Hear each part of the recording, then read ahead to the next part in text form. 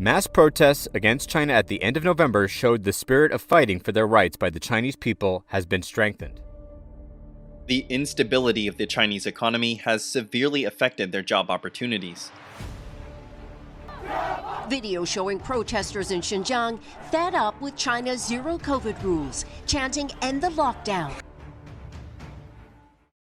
Is the youth of China giving up on their dreams and aspirations? How has the rapid modernization of China affected the aspirations of its young people? And how can we help them to reach success? From pressures to excel academically to the need to conform to societal norms, it can be difficult for the youth of China to cope. In this video, we'll look into the mutiny in China and why the youth refuses to live a life dictated by the CCP. We'll also explain why the youth of China may be feeling the need to give up and what can be done to help. Make sure to watch till the end to learn all about this and much more. Since 1978, when China started to open up and restructure its economy, GDP growth has been nearly 10% per year, and over 850 million individuals have been moved out of poverty. China has the world's second largest economy, trailing only the United States. China has experienced phenomenal growth for 3 decades, but is now entering a period of slower growth as a natural byproduct of its transition from a developing to a more advanced, developed economy. Throughout the 1980s, 1990s, and early 2000s, China's annual GDP growth rate frequently exceeded 10%. That growth was expected to be 6.3% in 2019, but given the effects of the United States-China trade war, it's more likely to be closer to 6%. China currently has the second largest economy in the world and an upper-middle-class population.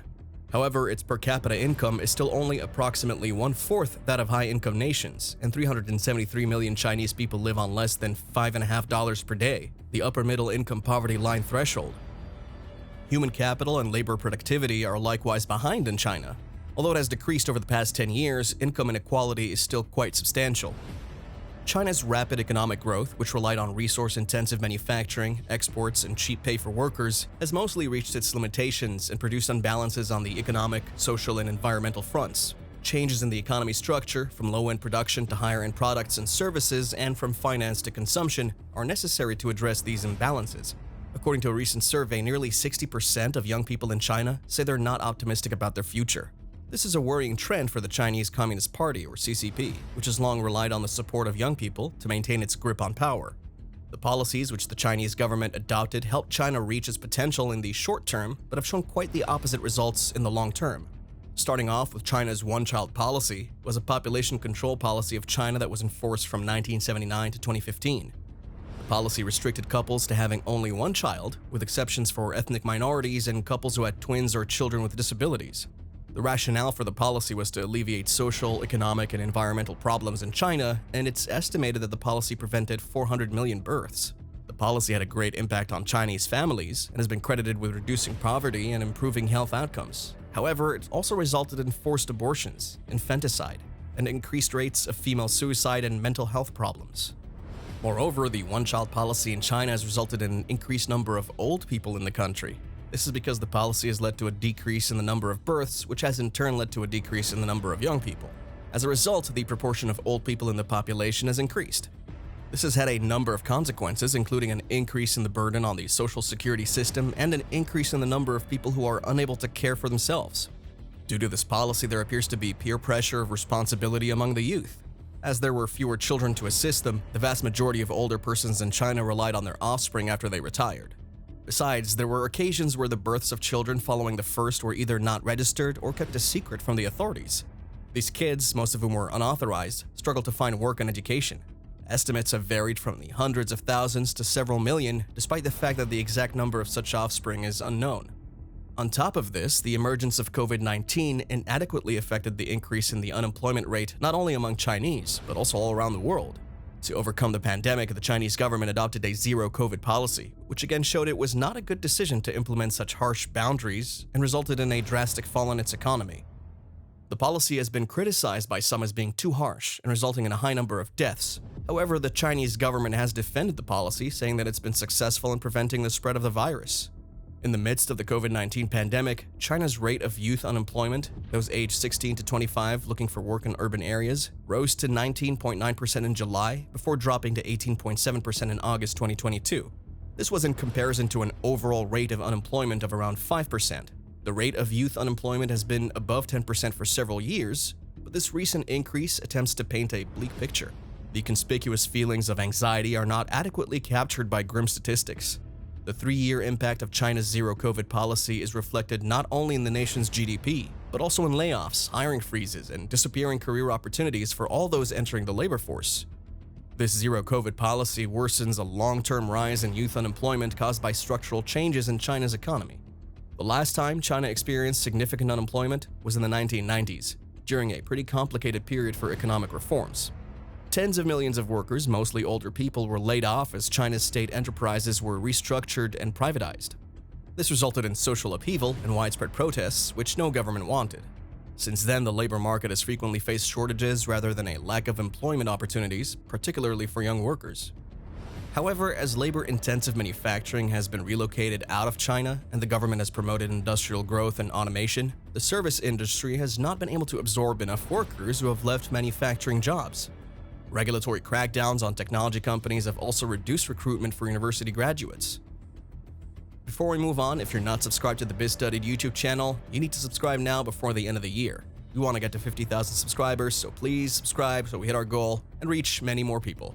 We promise the next video will be even better. Back to the video. One aspect of the labor crisis is also that jobs are frequently insecure. Some flexibility is beneficial, but excessive amounts of it cause anxiety. This is true for people employed in the service sector, the burgeoning platform economy, and earlier super secure white-collar jobs. More and more workers, particularly those with graduate degrees, are opting to compete for government jobs. These were once frowned upon by young people, but are now seen as more reliable and appealing. Moreover, China's job market is shrinking and investors are likely to not further invest. Tencent and Alibaba both reported their first sales declines in the most recent quarter. Tencent's profits fell by half, while Alibaba's net income fell by half as well.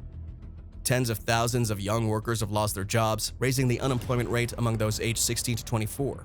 Long-term, this could harm China's productivity and growth.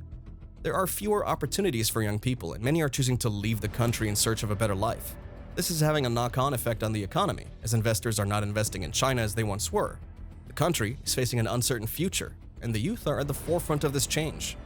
Investors have noticed a shift in Beijing as Mr. Xi's grip on power tightens.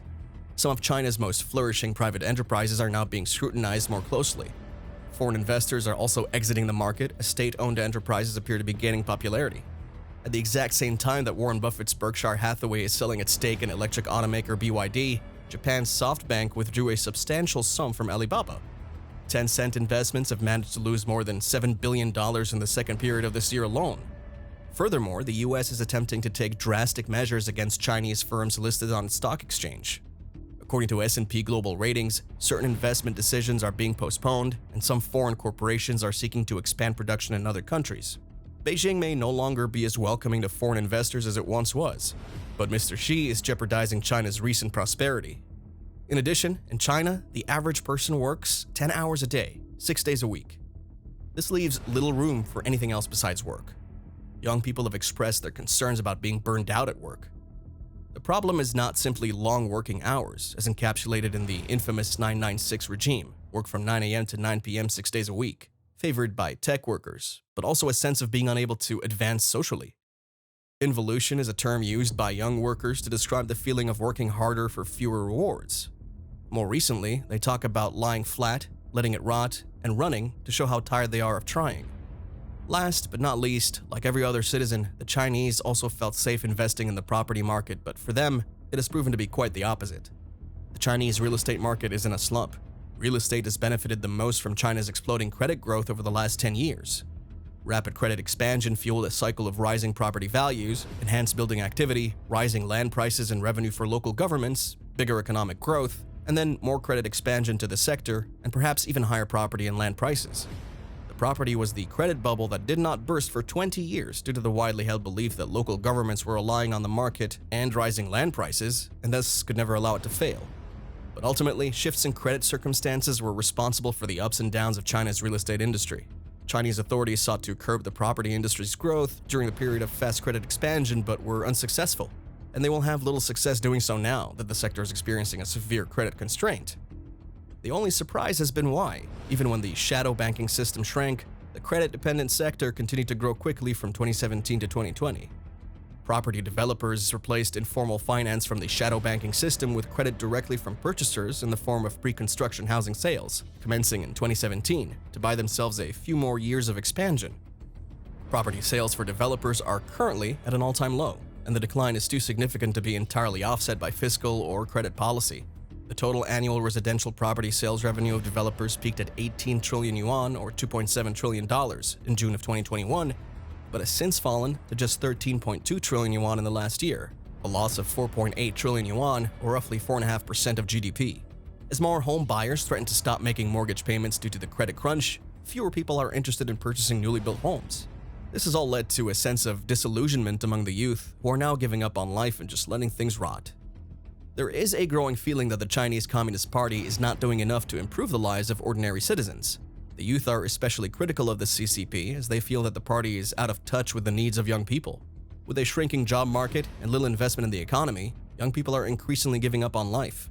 The CCP's zero-COVID policy has only made matters worse, with unemployment rates soaring. It's clear that something needs to be done to address the root causes of this problem. Otherwise, China risks losing a generation of its most talented and ambitious citizens. Finally, one must ask, what does the future hold for China's youth? Will they be able to overcome their feelings of hopelessness and energize a shift in society away from traditional values? Or will they remain dissatisfied with their current state, leading to further calls for change and disruption? The answers to these questions are not yet known, but it's clear that China's youth have an important role to play in shaping the future of their country. Only time will tell how they decide to move forward. That's it for today. Hope this video illustrates why Chinese youth are acting so vividly and how the CCP is handling the situation. Do you think China can step out of this crucial time, or is it a start to its downfall? Share your thoughts with us in the comment section. Don't forget to like and subscribe, and thank you for watching.